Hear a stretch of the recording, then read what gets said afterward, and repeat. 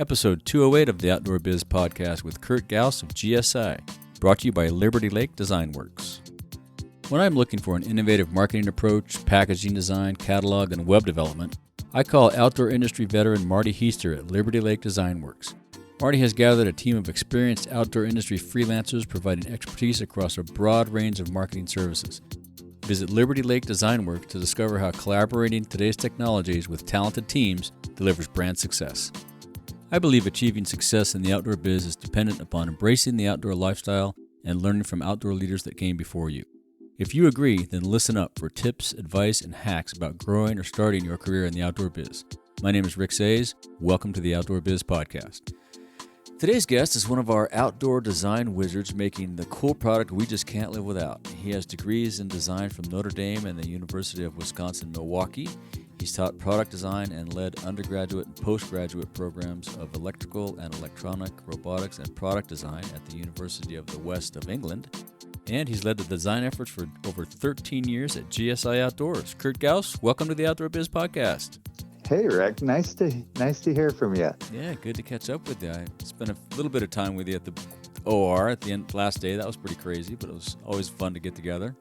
Yeah, always crazy and busy and noisy. Yeah. Yeah, that's right. Yeah. Was it a good show for you guys?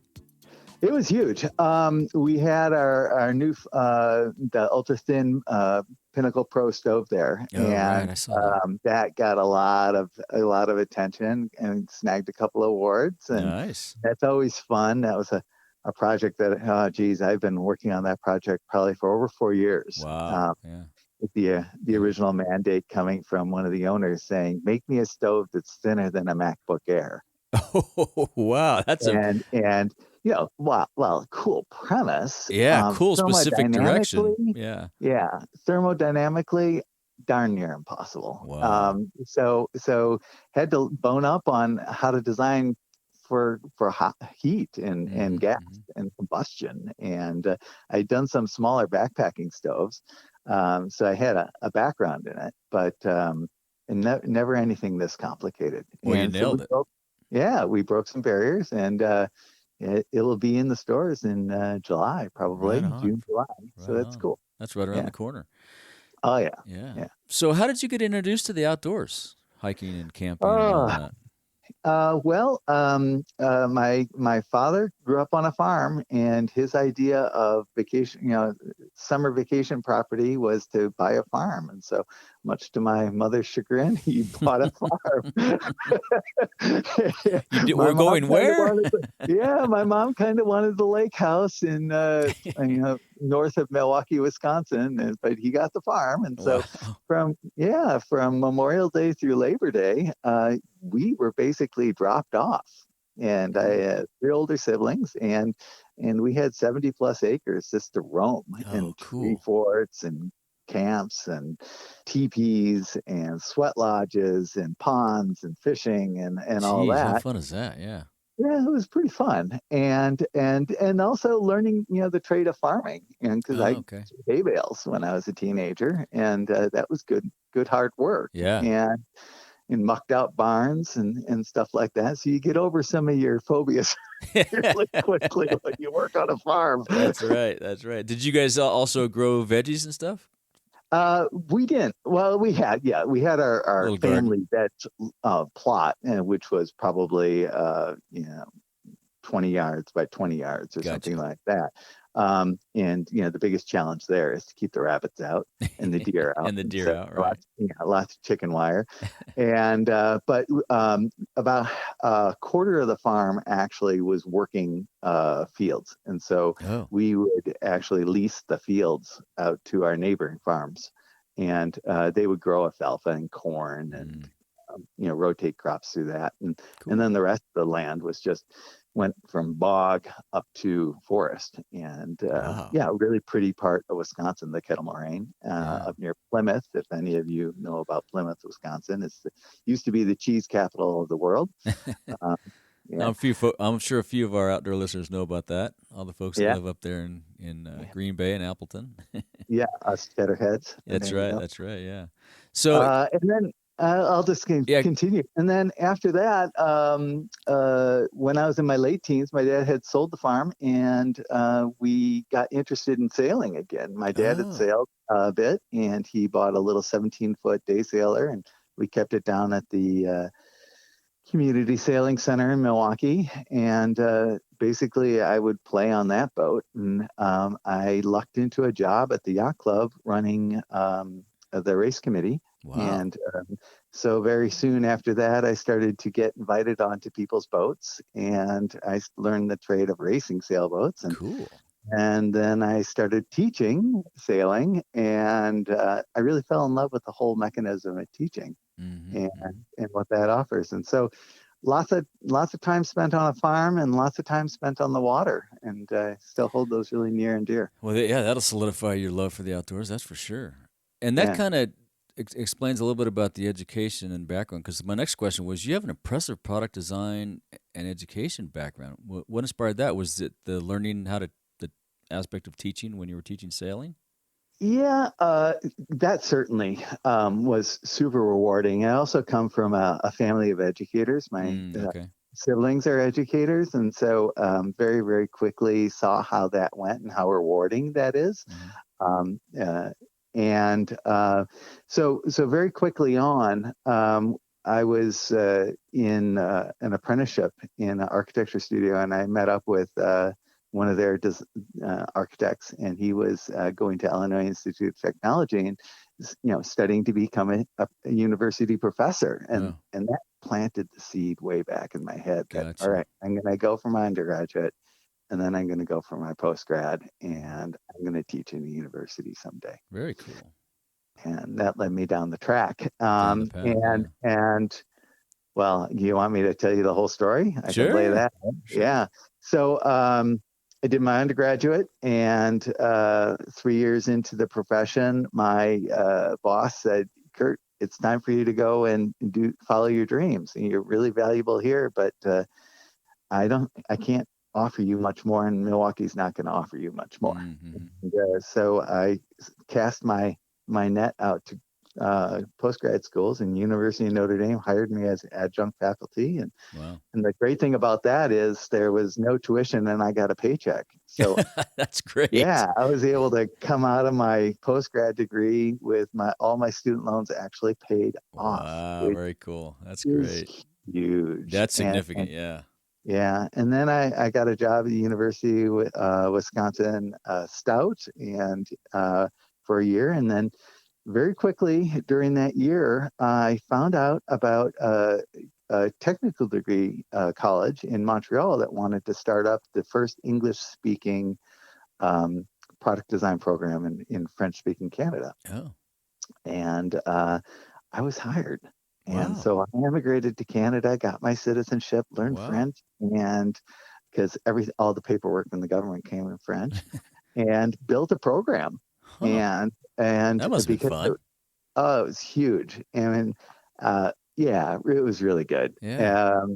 And hired the people, bought all the equipment, went through all the professional association approval process, and it still is a fantastic program. It's thriving to this day. Cool. Dawson College. And then during that time, I didn't want to just become one of those professors that doesn't practice. And so because of the way Dawson College was set up, they said you can do empirical research like lab research, or you can professionally practice. And if you professionally practice for tenureship, your track will be patents. Oh, wow. Instead of having to do theoretical papers and stuff like that. So you have something valuable to walk away with at the end. Yeah. Right. And so I started a little collaborative called the Gauss Group. And it was a bunch of my friends that were out in the field and a couple of students that had just graduated. And we did projects, and we professionally practiced and had a thriving design firm group for 4 or 5 years until I moved on to Spokane. But no, it was great. And one of those projects was the medical appliances. Well, actually 3 of them were medical appliances. But I was just going to ask you about that. So that's how you got into that work. That's great. Yeah, well, you're working for a college, and then other R&Ds at other universities and colleges, know of you, and it's not that hard to think that they're going to call you up and at least ask for a consultation. And so right away, I got involved in designing knee appliances with Nike Bauer and University of McGill and University of Montreal, and to rub shoulders with industrialists and amazing researchers, and to take their dreams and ideas and concerns and turn them into a viable product that's patentable and marketable, was just an amazing opportunity. And well, and knee products, I mean, and the functionality and the tolerances you've got to build into those things, I mean, that just solidified your experience in ways that I bet you still call on today. Yeah, what it taught me is this empirical love of mine for engineering solutions. And that really had centered me with how I approached design. And how at Dawson College I was teaching and formed the program to go towards design. Right. It's just not pretty pictures. It's just not pretty sketches or drawings or computer renderings. And you have to build things, one, that work, and two, that hopefully not only solve the functional aspects of what the design needs are, but also fill in the emotional aspects. Yeah, I mean, I need a knee replacement, and I for years have needed it, but I can't imagine what it does for someone mentally as well as physically. I know what it'll do physically, but mentally it's just got to, that's not going to hurt anymore. I can do this now. That's got to be really significant. Right. So one of the knee braces was fun because it was a prophylactic, and that means it doesn't actually do anything for you under a normal use. But if someone were to hit you or check you, a hockey player or field hockey player, it would protect you. It'd take the hit for you. Right. And there's a whole bucket of emotional things around there. When you're an athlete that's earning, millions of dollars a year, and someone take you out. And what is that to have this this appliance on your leg that's going to be able to take the shot for you? Yeah. And yet from an engineering design point of view,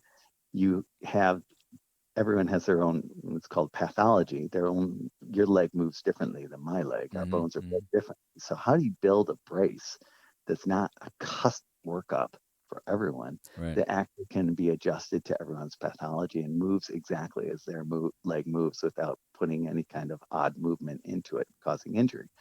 That was a trick. Yeah, I can imagine. Yeah, it's I've got two of them, and you guys did a great job. I don't know if one were inspired by your work, but yeah, it's amazing what they do. I mean, it just takes the weight, takes the load off, and there's no pain. And of course, it's gotten worse over the years. I don't ski anymore, but I used to wear braces all the time just so I could ski. So very cool.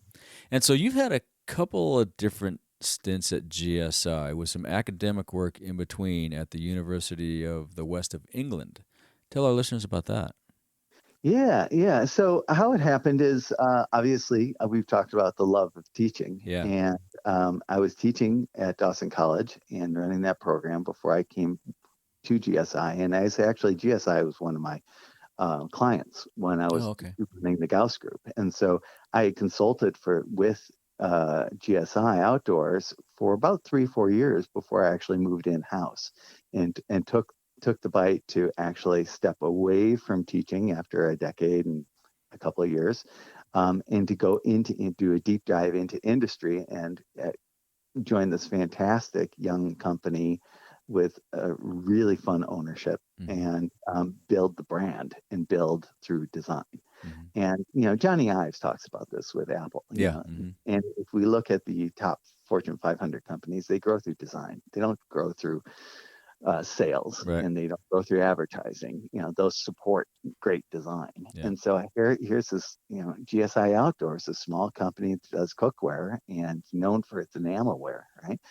And we introduced design, and we saw the company grow and grow and grow consecutively and win awards through, basically the crash, 2010.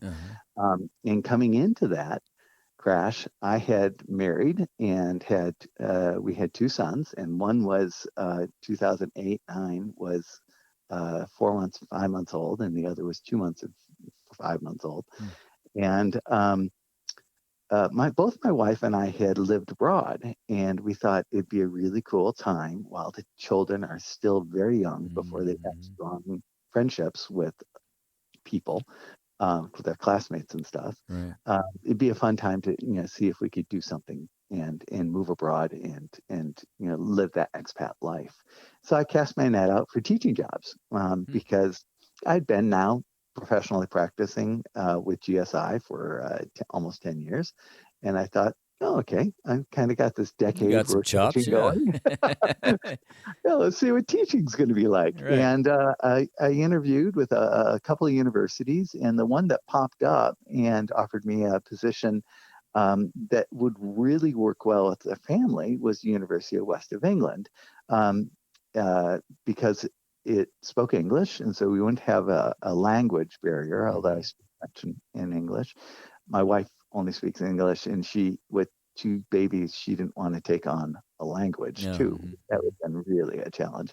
Yeah. And so we moved to England almost sight unseen, and it was just this crazy thing that we did, and we landed in Bristol, and Bristol is this amazing town that is seated in commerce and banking. Its history from the Roman days. It's never really had industry. It's a banking town, and then it also is a tech hub like Silicon Valley. Oh, okay. And it also is an art hub for really avant-garde art, like Banksy and other big art trends. Hip hop comes from Bristol as a music scene, and so you have this creative pulse in this town, and you have this tech pulse with Airbus and Boeing and Microsoft and Apple. Johnny Ives lives up the street, Yeah. And then you have banking, and you put those three together, and you're going to have a really fertile ground for some amazing projects to work on. And so we were able to, in the programs that I led, we were always able to get professional projects in the door and give the students really amazing educational experiences, and therefore they would come out of their university programs and into great positions and really be design leaders in their own right in England. It was a great time there. And was it very entrepreneurial? Did people go out and start businesses, launch companies? Yeah, that'd be pretty cool too. Yeah, because we taught some design management classes. I'm specifically I managed a couple of programs, and I taught in the product design program. But we taught also design management and marketing, and so these students had not a deep knowledge, but a good idea of. Yeah. All right, what I'm going to do is I'm going to work for a company, and then 2 or 3 years later, I'm going to step out on my own. And very cool. They do that, and they're very successful. And so and the university itself, it's located on the old Filton Air Base, which is where Airbus started. Okay. And so it has this aeronautics aviation history behind it. Used to be a polytechnic, so it's very strong in the technical fields.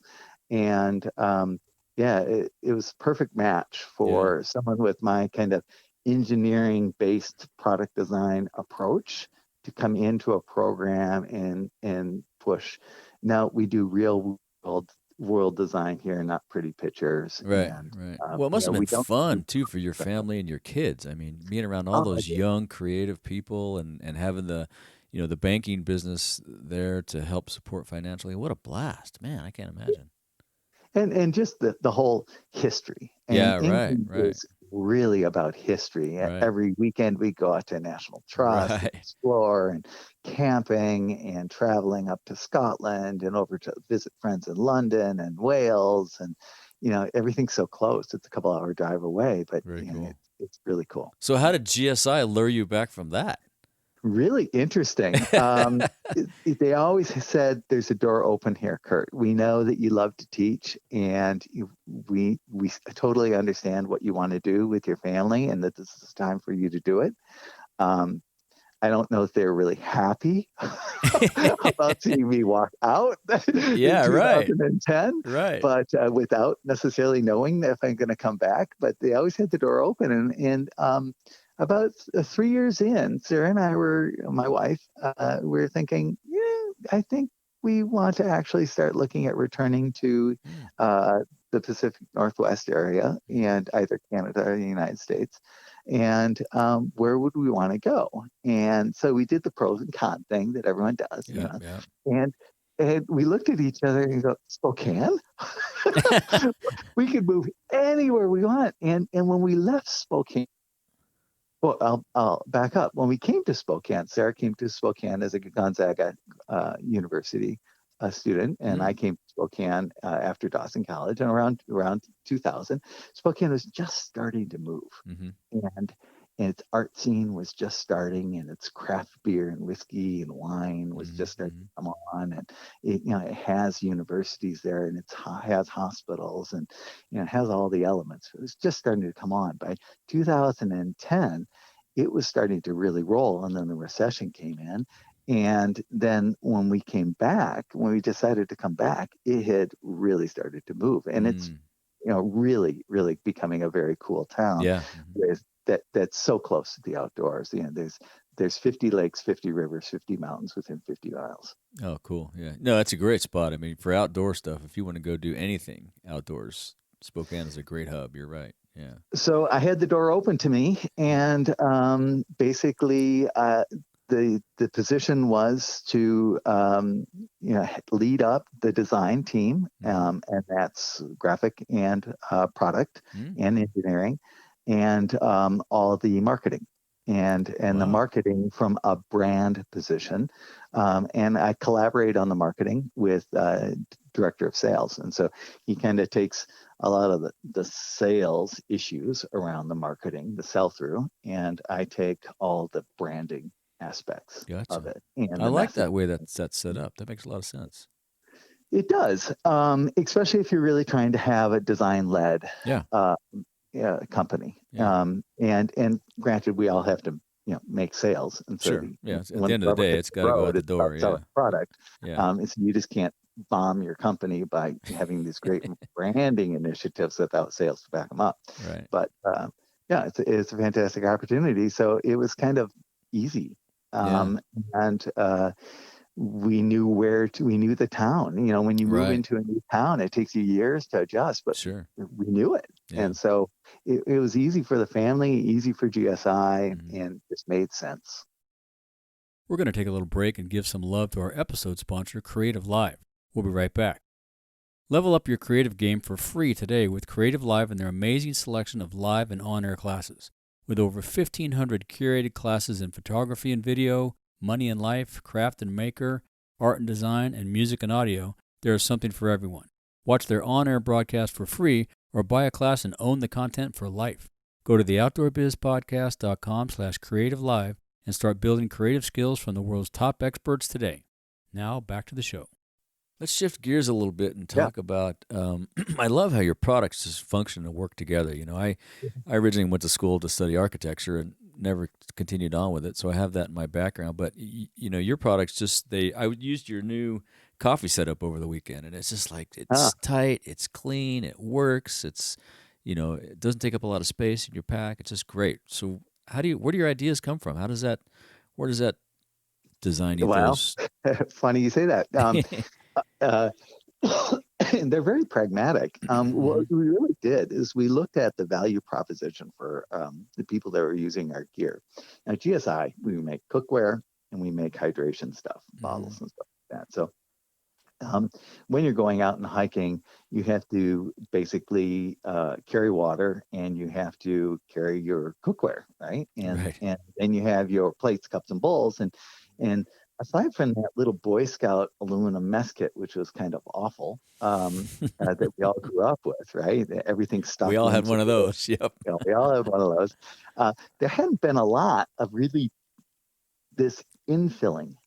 And so the idea came about that if we could start with a fuel canister and a stove and wrap a bowl, a cup around that, or a mug around that, and then put a bowl around that, and then put a fork, knife, spoon in that, and then put that into a pot and put that pot into actually a bag that could be dual purposed as a water carrier or a kitchen sink.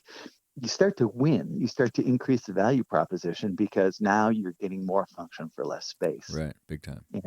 And the materials are materials, right? So polypropylene weighs what it weighs, and aluminum weighs what it weighs, and works really well. And so if the materials are pretty straightforward, but it really comes down to the design and the utility of the design.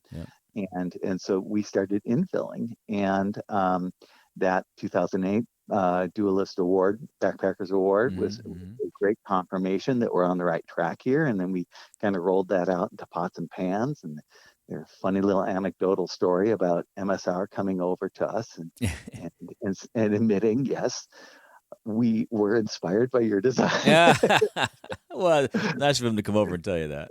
Yeah. And they're good. Yeah, they're good guys. They're great guys. Yeah. And we all laugh about it because, of course, we're looking at each other. Right. And it's all good competition. It drives us all to be better. And so that basically really branded GSI as this. They're the people to put everything inside everything, like the Metrotroika Russian dolls. Right. Yep. And then in 2009, I did this silicone collapsible cup with a lid on it, and other people were inspired by that design, and they did their product lines. And we came back to that in 2016 and did a pot with one of the radiators or a heat sink on the bottom. Right. And what that does is that instead of trying to infill, that collapses down flat, obviously. So it creates a different way of high density packing. So bottom line is you can get more value in less space. You're not carrying a house on your back. Exactly. And you're going to be more comfortable in the outdoors. Yeah, right? and you use lightweight materials, and was there any individual person who influenced or inspired your design style, or is it just all the backpackers and your experience in the outdoors? Well, it's funny. I've always been attracted to Dieter Rams, and he's a design icon. He's very straightforward. Many people out there have been. The whole Bauhaus, the clean and purity of lines and form and function.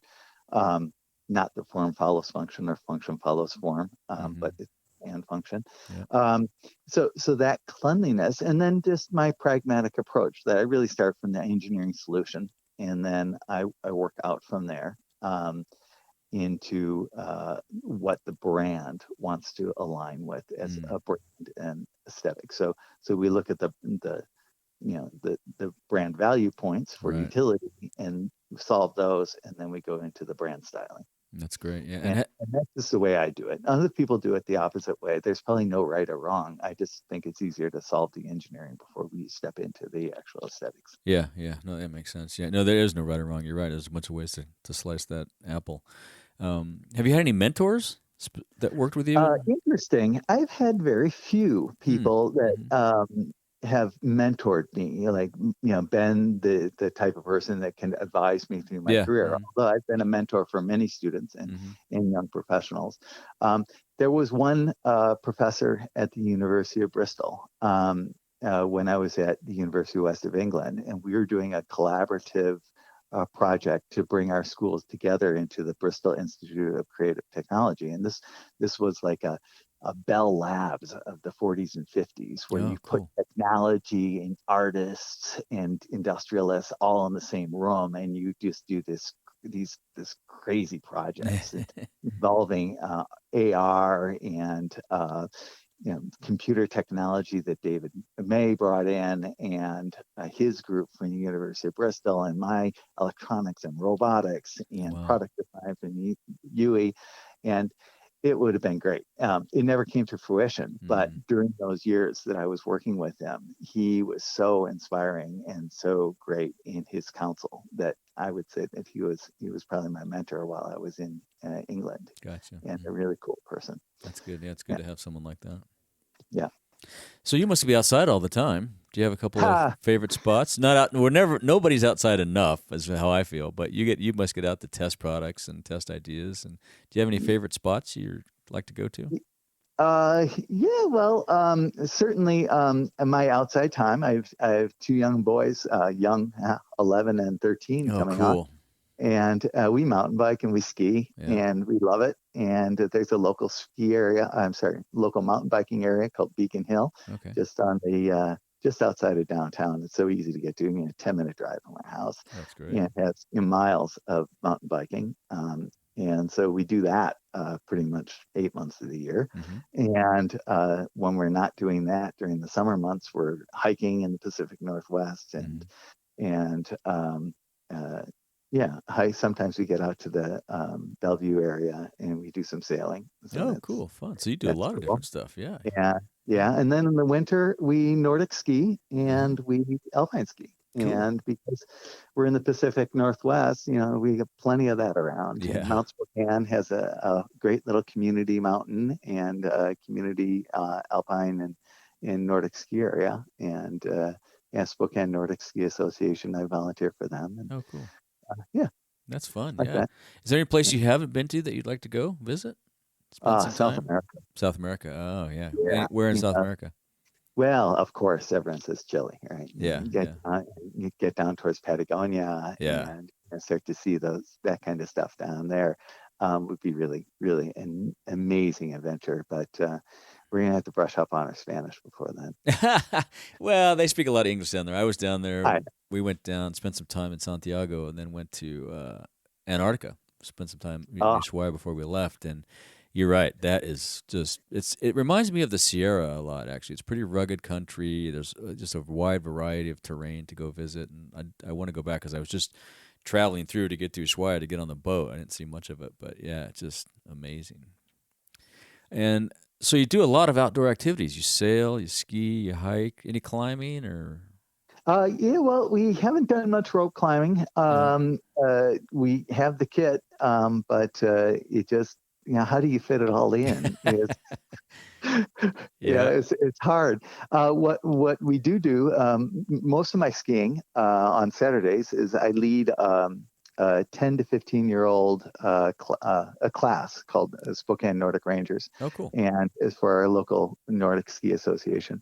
And it's basically for 10 to 15-year-olds and to teach them navigation, snow science, shelter, and first aid. Oh, wow. And so it's kind of an introduction to what ski patrol would be, or also just really a good way to learn how to be safe in the winter in the Pacific Northwest. Oh, that's huge. Yeah. Snow science covers avalanche, first aid, covers, group dynamics and failure chain analysis and navigation. Well, you got to know where you are, even if you don't know how to use a compass, all the tricks to a line of sight and how to read topo maps. And then shelter building is what everyone enjoys the most. It's like how to build a fire in snow and with wet wood, and how to actually do a really quick shelter and then do really elaborate igloos and stuff like that. And so it's a great class. Yeah. And then, of course, Nordic skiing, skate skiing, alpine skiing, backcountry skiing I used to do before kids, and we get back into a little bit as they get older, but the stakes are too high. And then, like I said, just hiking around the Pacific Northwest. We're planning a hike in Stehekin, Lake Chelan area, and early this summer, and then sailing. Of course, whenever I can get sailing, I sail, whether it's Pend Oreille or Bruce Lake or on the ocean. That's great. Sounds like a great life. Do you have any suggestions or advice for folks wanting to get into the outdoor biz? That's a great question. I get asked that a lot. Mm-hmm. Obviously, people are asking me for internships often. Oh, right.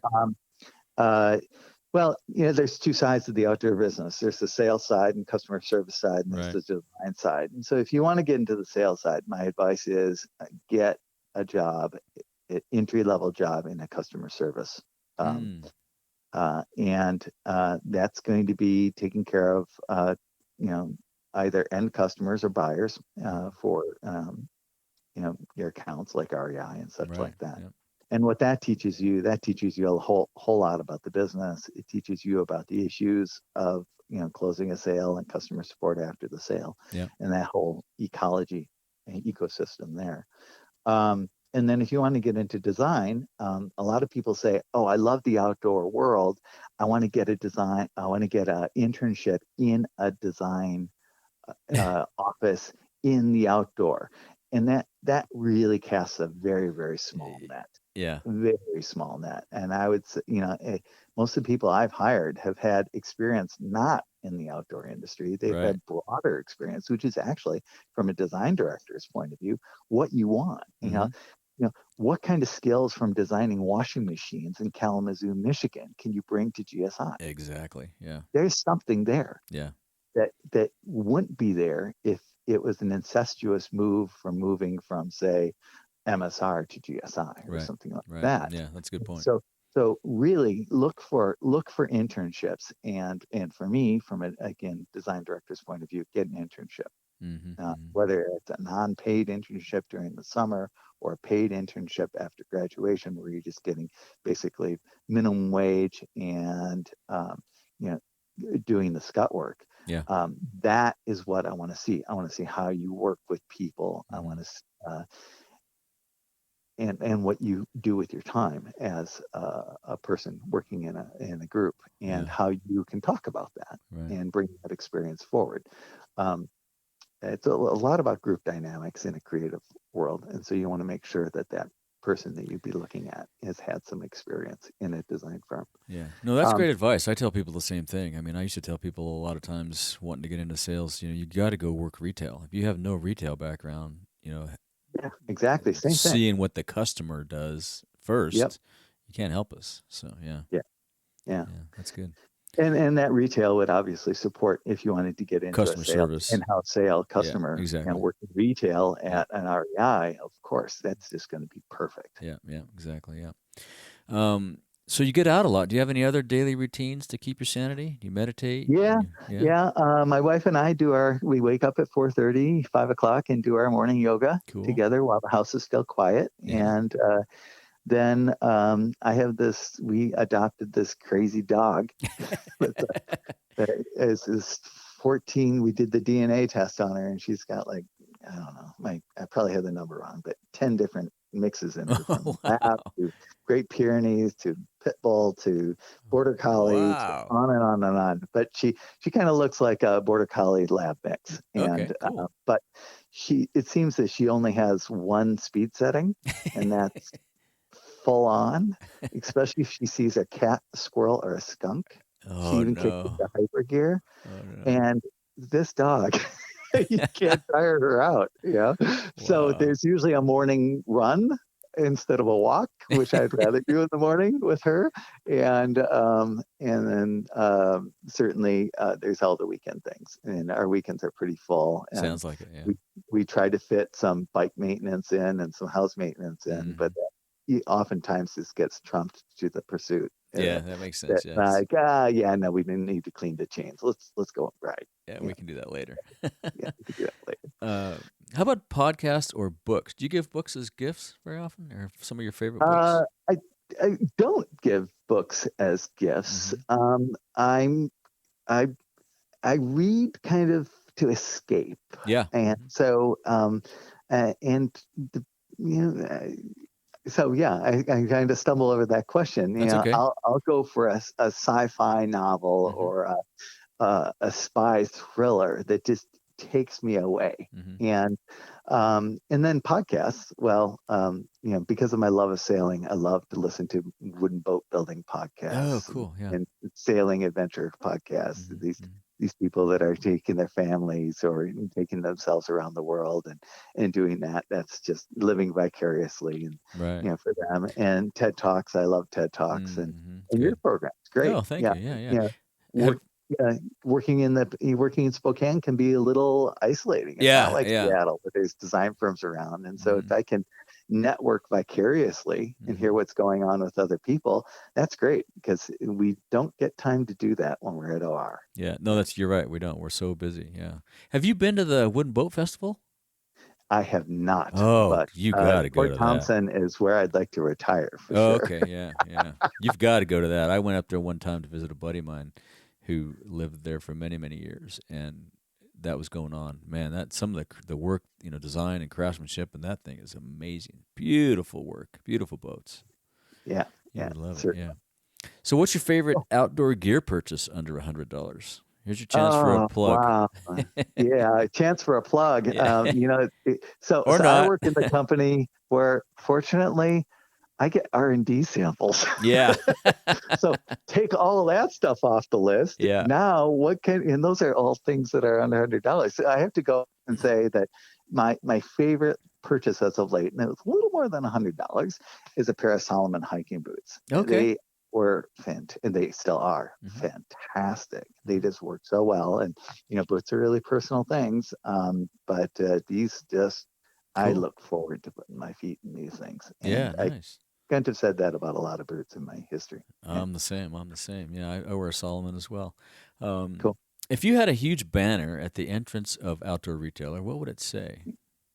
Well, I don't, okay, I can't come up with the words of exactly what it would say, but I could tell you about what it would mean. And so I'd say you have to say something about reducing consumption and the power of our buyers in retail stores to purchase from informed brands that are leading in best practice ecologically and socially. Oh, I like it. Yeah. So, yeah.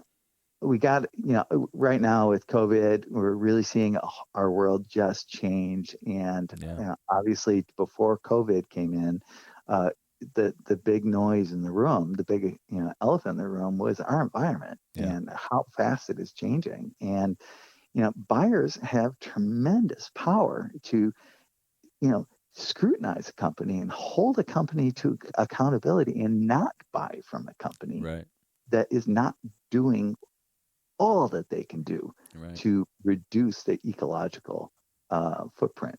And a little plug for GSI, and we are heavy into it. We often say that we are designing things. They're aluminum. Aluminum, it takes a tremendous amount of power.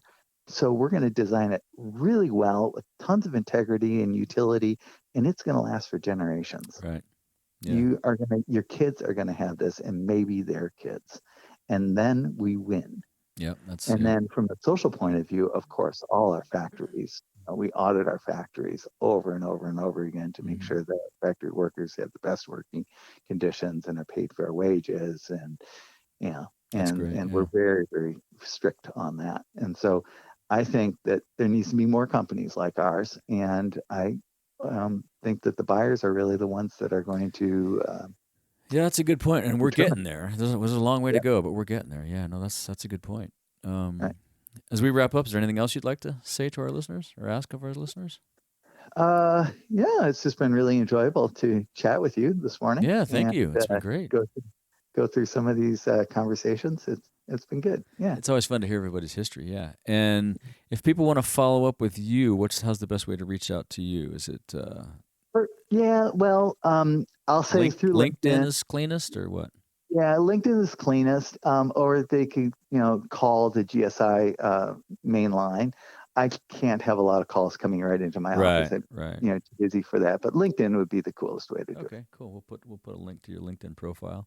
Super. And well, thanks, Kurt. It's been great chatting with you. I think you guys had a little something you wanted to give to listeners too. Yeah. I just thought about that. Hey, if you're listening to this and you want to get a little bit of a promo code, you can use the code word outdoor biz at our checkout, and you'll receive a 10% off on orders over on your entire order and free shipping over $25. And that's through 4:30. Yeah, it's a little tidbit to throw out there. Yeah, great. I appreciate that. Yeah, we'll go get some of this cool gear, you guys. It's All right. Like I said at the beginning, this is stuff we can't live without. I love it. Well, keep up the great work, and I will see you at the next outdoor, unless I find my way to Spokane. Yeah. Stay healthy, Rick, and stay healthy, everyone else. Yeah, you too. Thanks, Kurt. Bye. Thank you for listening. If you want more of the Outdoor Biz Podcast, be sure and subscribe on Apple Podcasts, Google Podcasts, Spotify, Pandora, Stitcher, wherever you get your podcast. Be sure and go to the outdoorbizpodcast.com where you find all the episodes, show notes, and much, much more. Have a great week and be sure to get outside.